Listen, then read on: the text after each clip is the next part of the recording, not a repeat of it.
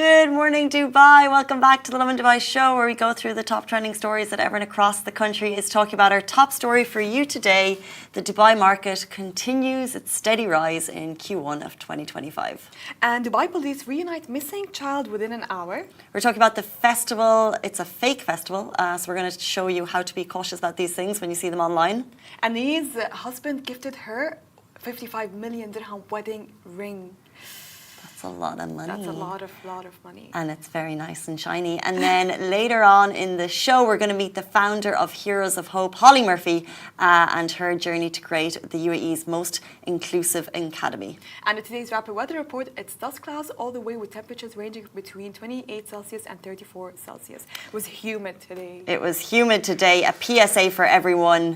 This was last year, because today is April 16th, 2025, a year on from those life-changing floods last year, where we saw scenes, I think we mentioned yesterday, straight out of a movie.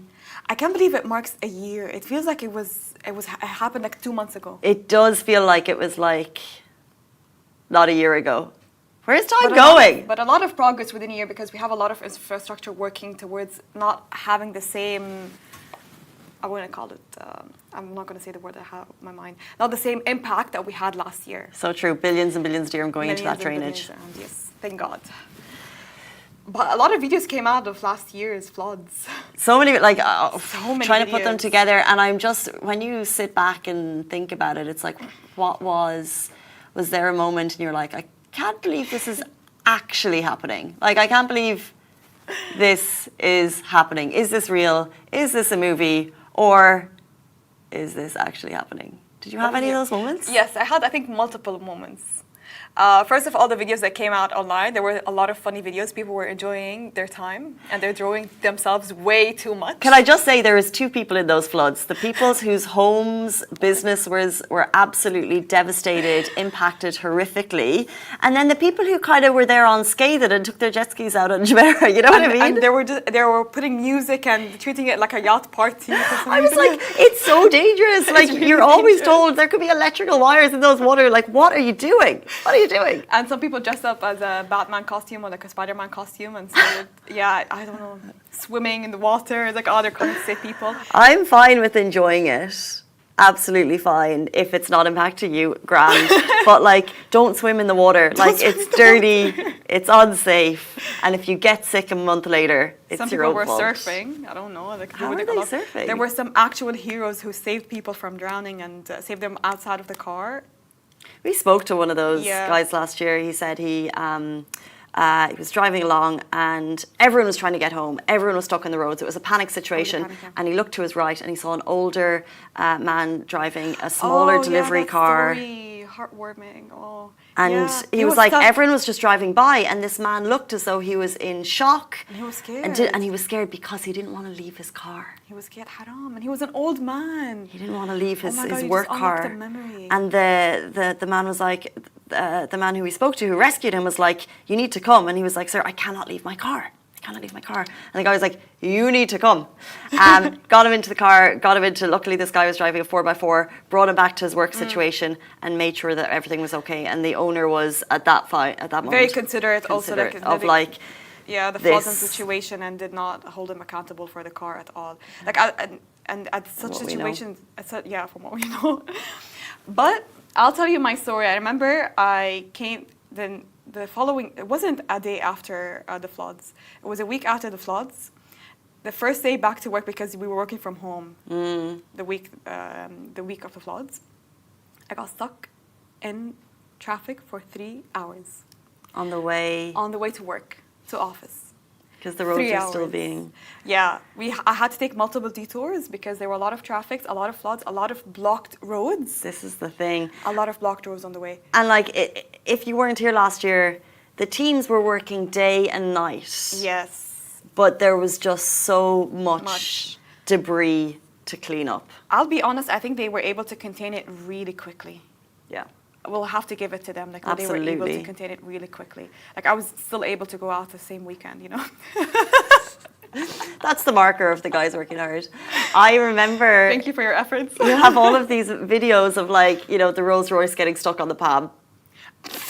because it was I driving. would die. But it kept on driving. That was the thing. It was like, go back. I know it's a fancy, nice car, but it's not going to get through the ruts. Go back. And you just see the video and the car is like crawling. But I've actually been in that situation where I'm in a higher car and I'm like, I can do it.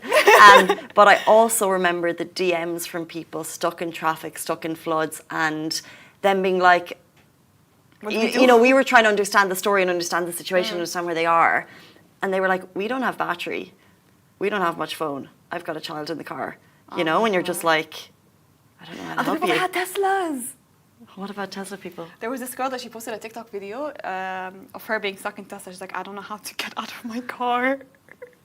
How does that happen? Because it's an electric car? Yeah, because it was an electric car and she didn't know how to get out of her car. But you know what? I can sense her panic. But you know what I hated? The men in her comments, they were attacking her a lot.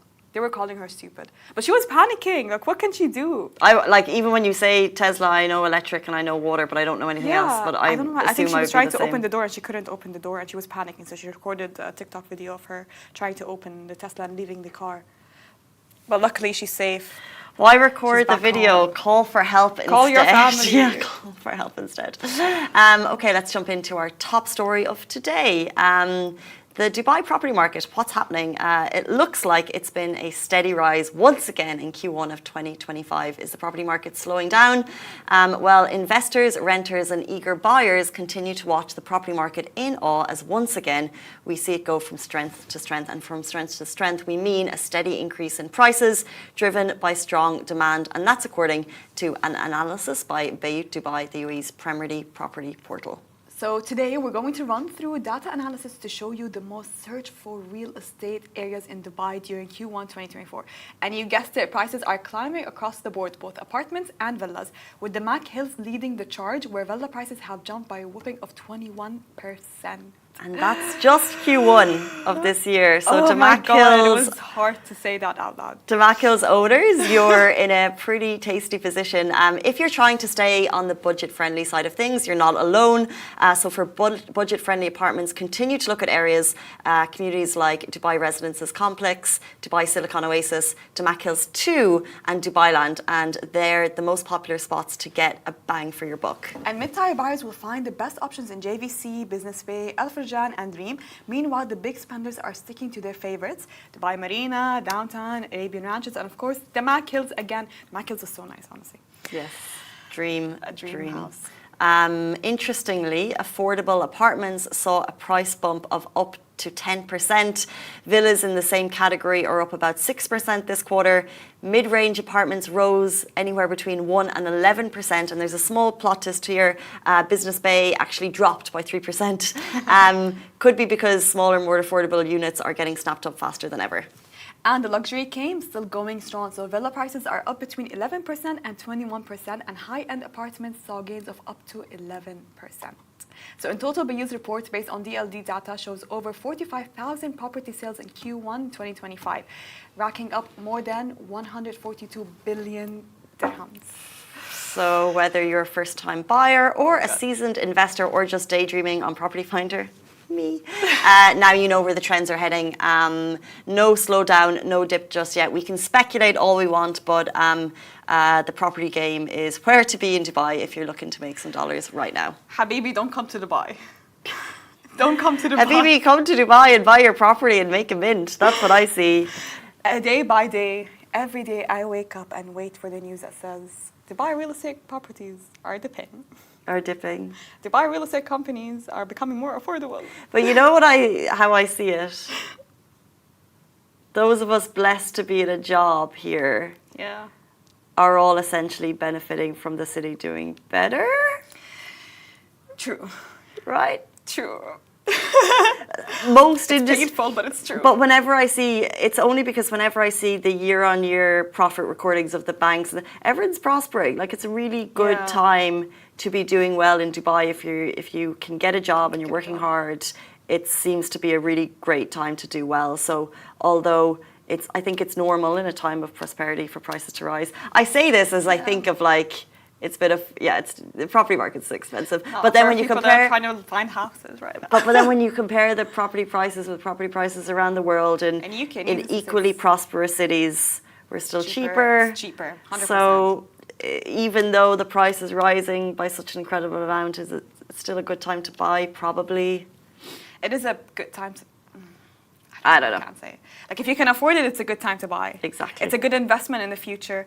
A property is always a really good investment. If you bet on this city, it's a great time to buy. 100%. And I saw this woman, she posted a video, okay? She moved from the UK, and she was comparing the house that she had in UK with the same price.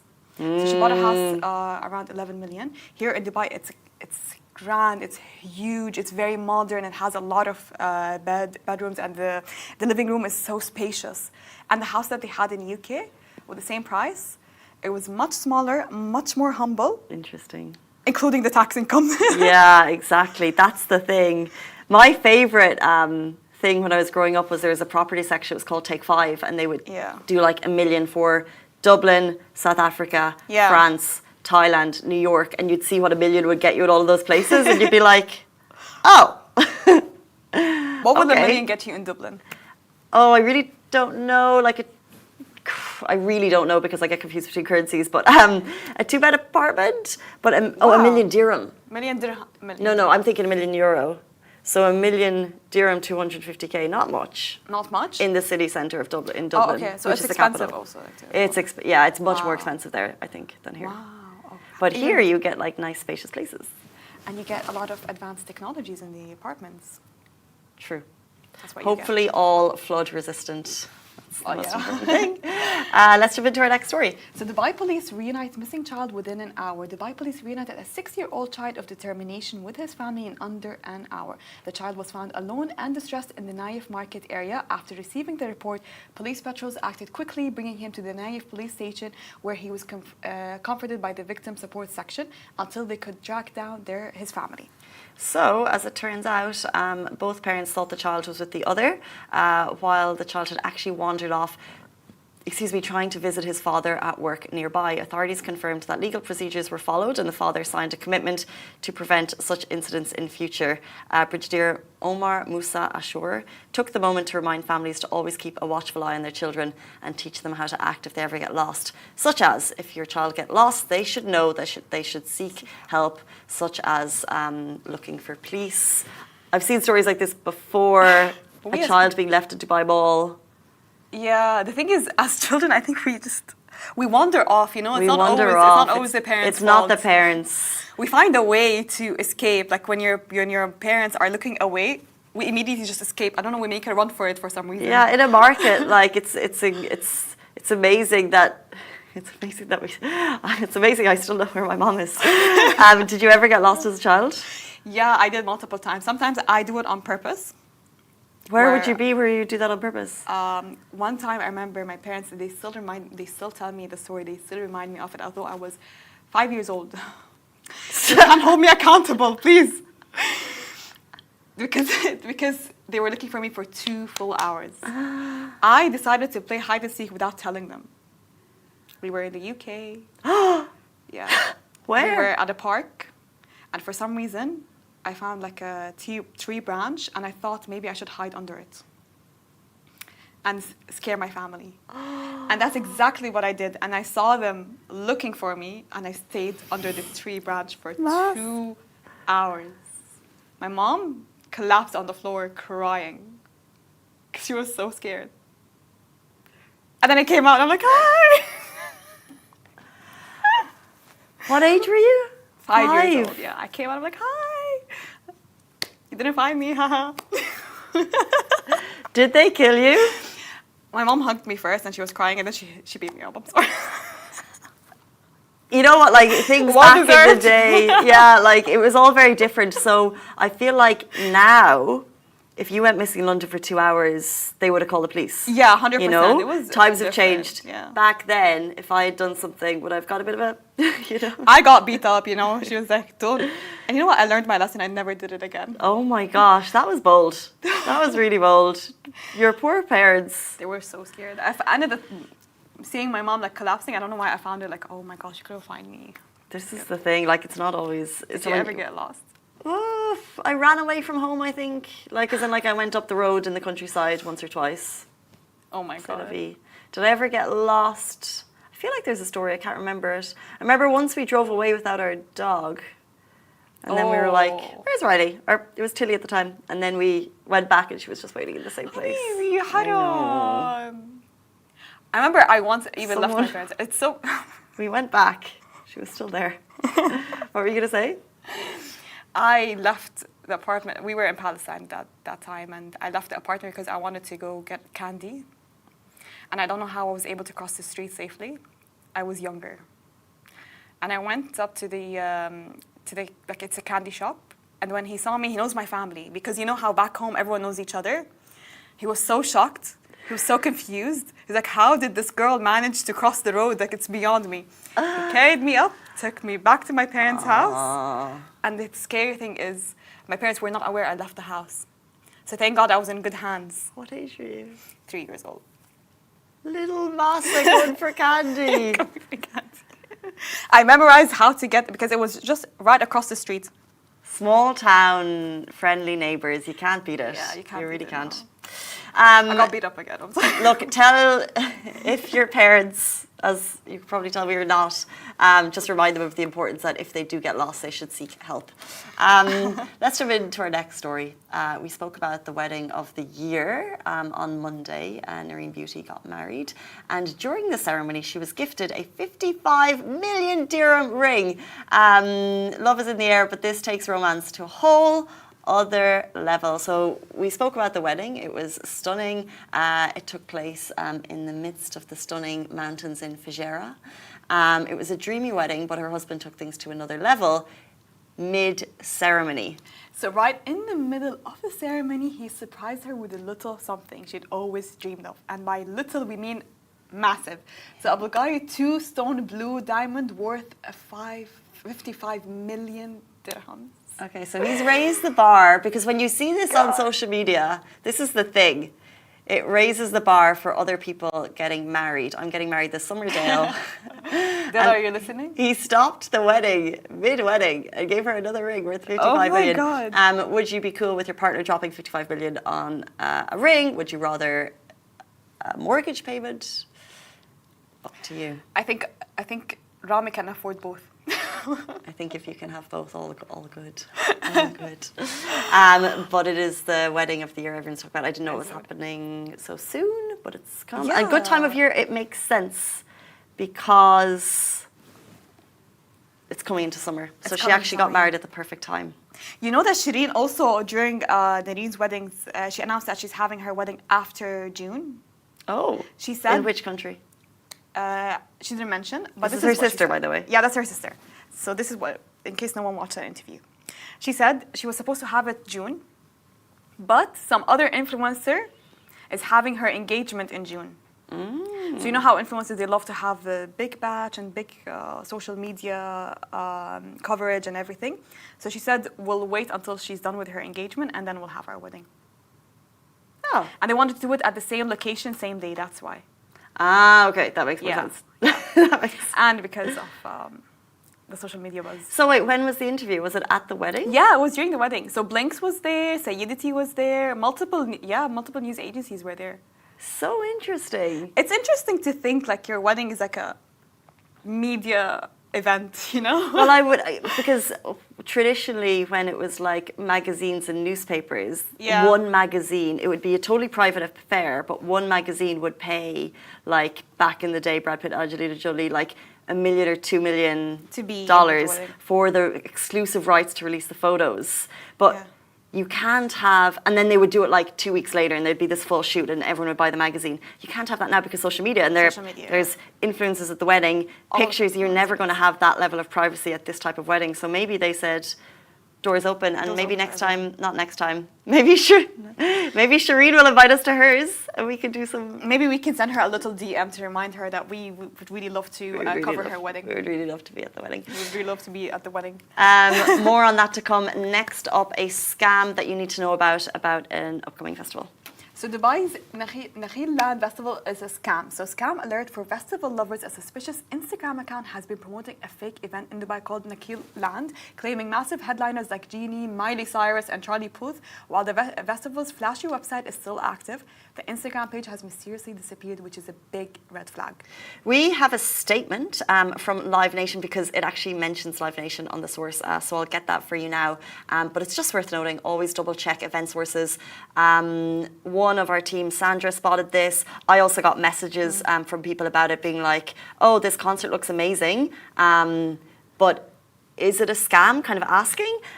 So we got this post up. We also have a statement that says, from Live Nation, it has come to our attention that unauthorised entities are advertising an event under the name of Nakheland as hosted by Live Nation Middle East. We want to make it absolutely clear that this event is not legitimate.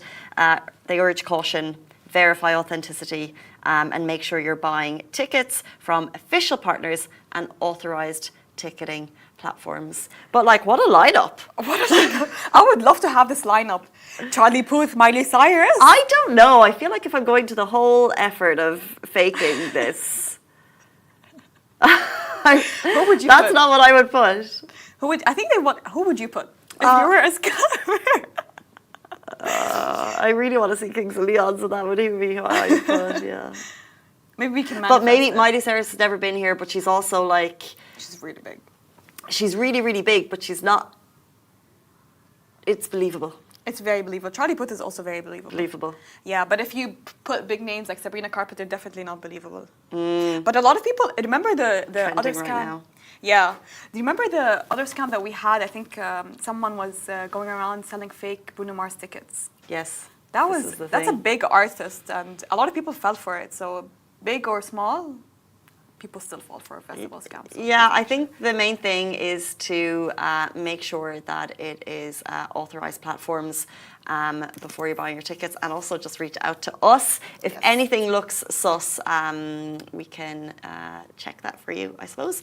We can get in touch with the events people. We generally have contacts, which is pretty cool. Yes. And if you've lost money, report it directly to Dubai Eye.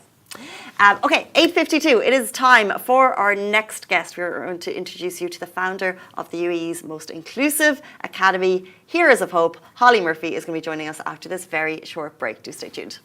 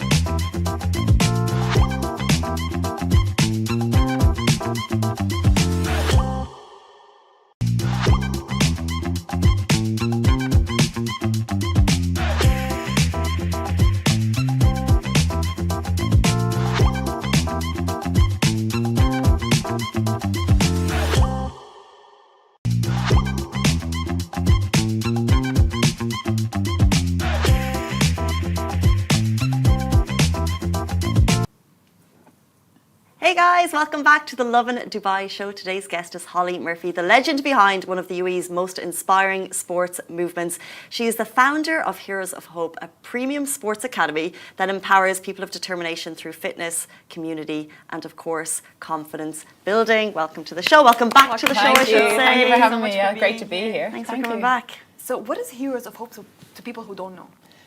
Okay, so Heroes of Hope essentially is a sports academy that specialises in sports fitness and health for people of determination. So people of determination, generally we work with children who may have a cognitive disability or children perhaps who've got physical or both. So we do what we can to accommodate and to facilitate children and adults who would like to access sports. So yeah, that's really what we do. And then a kind of added layer to that now is we specialise in events as well. So over the years, we've kind of learned that a lot of our athletes, they love to compete, they love competitions, the same way that anyone who's in sports like to do that is what you work towards. So now we work really hard at kind of putting events together, where they actually have something to train towards, and they're competing against each other, which is quite nice as well, so they're at their own level. Nice. And it's a great way for them to see how well they're doing, but equally just for them to push themselves and become an even better athlete. Amazing. Can you give us a bit of an idea of the journey? So we had you on the show a couple of years ago. Like, tell us about when you started this, how you started it. We'll go right back.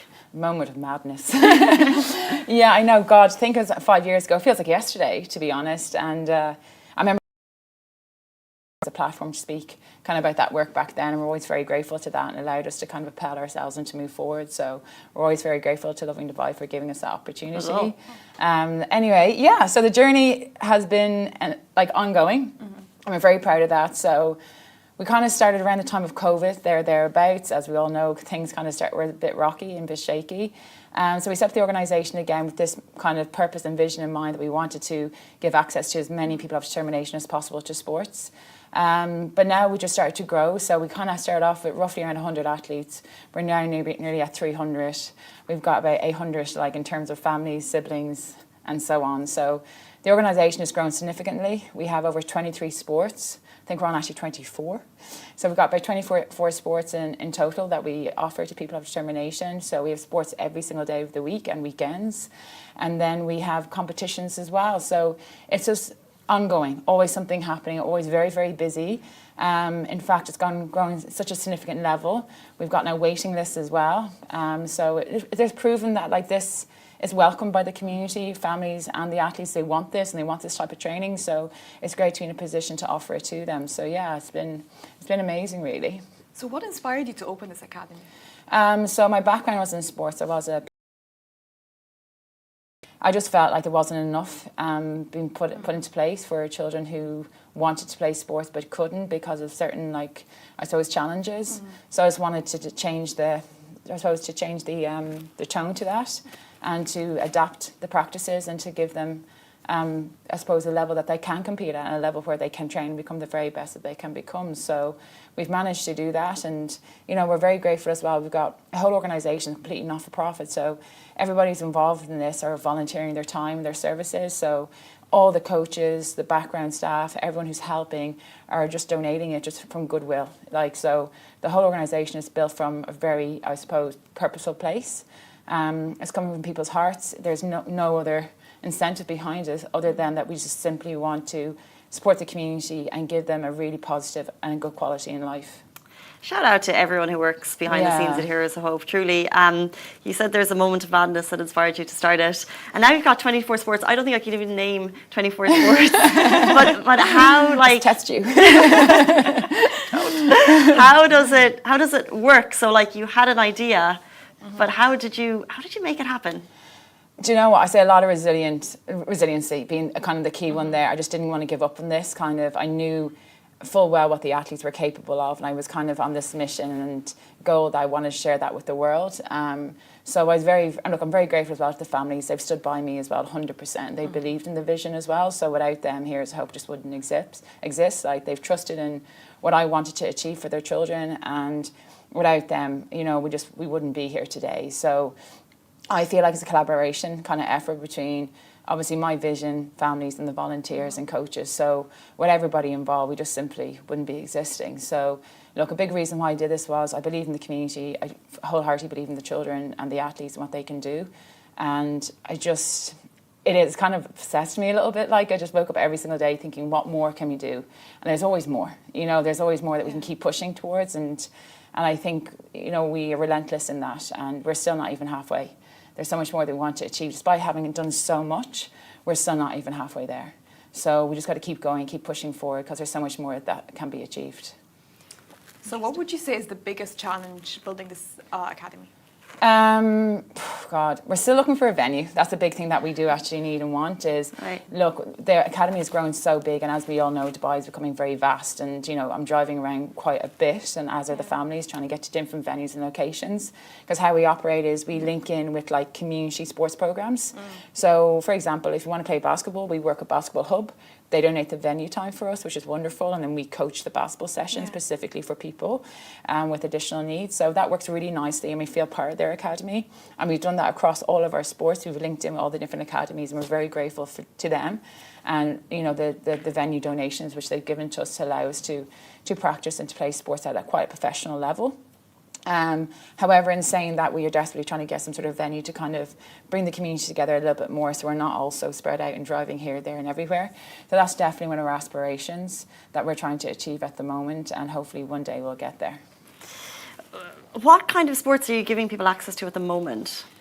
We do it, well, as we know, we all have our own individual interests, and that's something that we try to cater for our community. So, for example, we've got some athletes who love individual sports, so they might practice athletics. We've got a family running club, we've got functional fitness, we've got CrossFit, powerlifting. So anyone who likes to work for themselves, which I'm kind of more like that athlete, I do things by myself, we have that available to them. And then obviously we've got athletes who really love game sports, so working as a team. So we have like basketball, football, rugby, like there's a lot of games activities there. So they're learning how to work together. They're building that socialization with each other as well, which is wonderful. So they're building a friendship essentially. And we love seeing that. Like they are best friends, and that's wonderful for them to do that. And also we've actually added, over the last 2 years, we started to do international trips. So rather than just trying to focusing on sports, we're trying to build, I suppose, an independent layer to what we're doing. So giving athletes independence by actually taking them abroad and away from their families, and to teach them how to travel by themselves, to live by themselves for a couple of days, do like different adventures and take them like into the great outdoors, and they have to challenge themselves on a completely different level.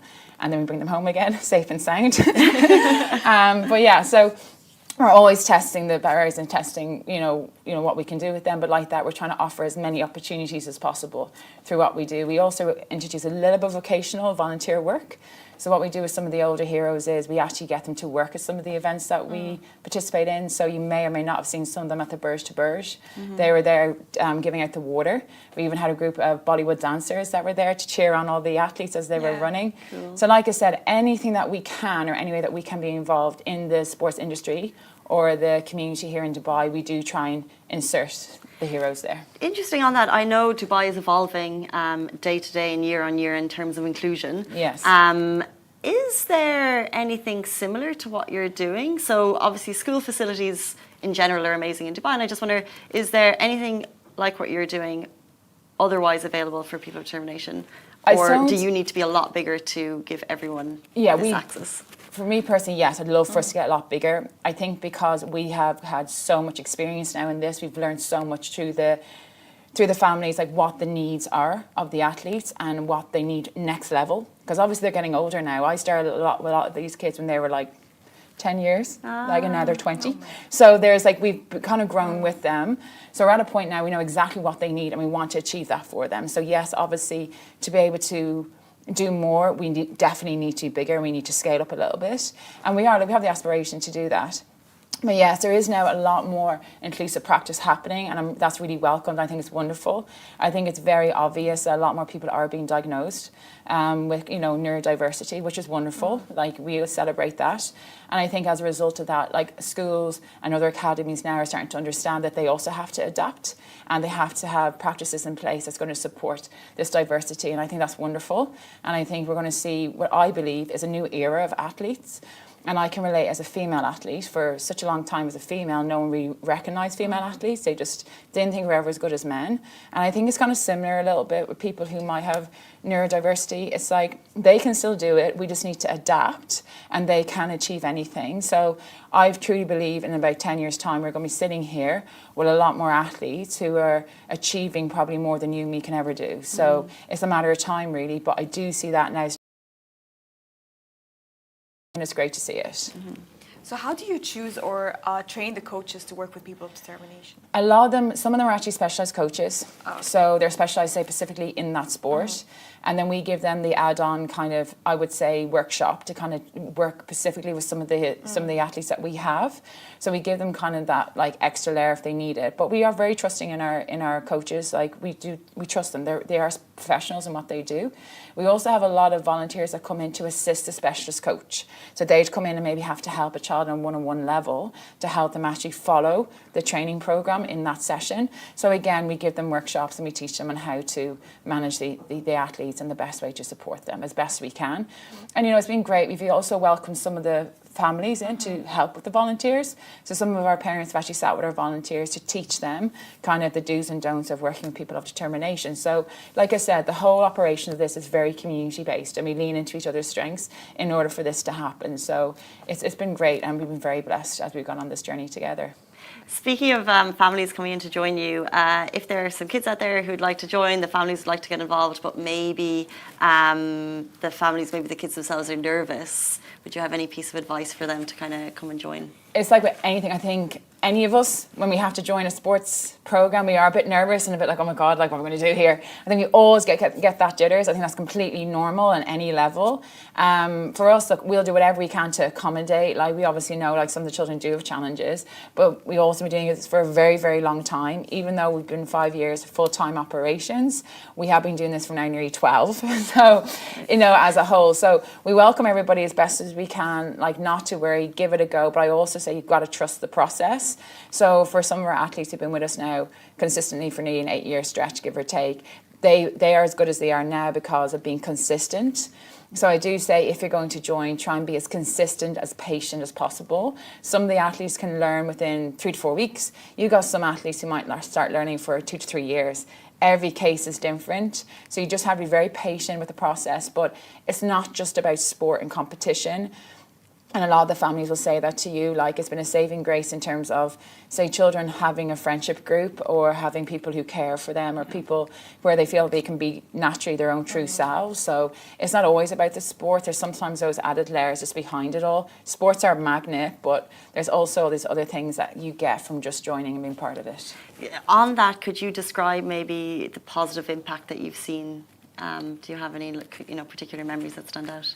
Of course, there's been so many. Like, I think, do you know what? I actually had this conversation myself the other day. Like, I just think, like, every single milestone, you always get this kind of, it's almost like this rubbling effect. Like, you just start to melt a little bit because you're just like, can't believe they've gone this far. Like, this next weekend, we're hosting the Games of Hope. And it's our 3rd series of the Games of Hope. And we're going to have, even just day one, the sign-up only went out last week. Day one, we already have over 100 athletes of determination getting ready to compete. So good. Yeah, it is amazing. Like, it is actually a 2-day event. So day one, we're focusing on, like I said to you, the functional fitness element. So athletes who like to compete more like an individual, wonderful, come on in. And then day 2, which I'm really excited about because I'm a rugby player myself, we're introducing rugby and basketball on day 2. So again, athletes who just want to play, be with friends, more like a social vibe, we have that day 2 available to them. Yeah. But I think for me that is a big milestone because for such a long time we always thought about having events for people of determination.